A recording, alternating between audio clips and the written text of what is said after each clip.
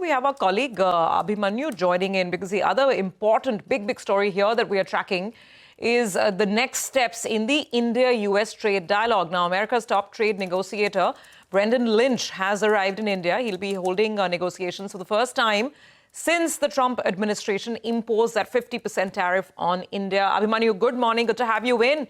So what's lined up? Are the talks starting today, tomorrow? How does it go? Well, a very good morning to you too. The talks, this is not the sixth round of negotiations yet.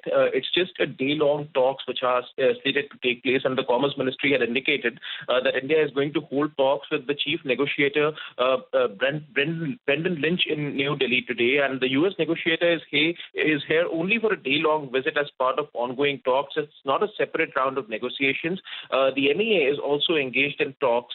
And previously, the sixth round of the BTA negotiations were scheduled for the last week of August, which had been postponed.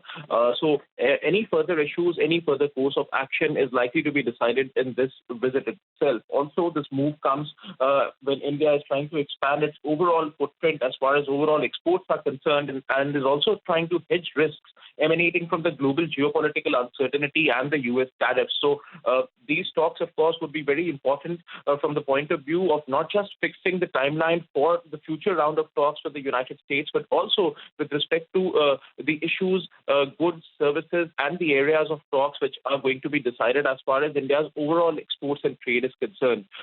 So meanwhile, India is also in talks with several geographies, several other countries for trade deals. So it remains to be seen what kind of negotiations would take place, what kind of talks would take place with the chief negotiator of the U.S. today in New Delhi.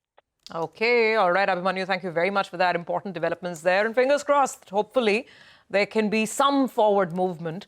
And we'll come back to you for more updates. In the meantime,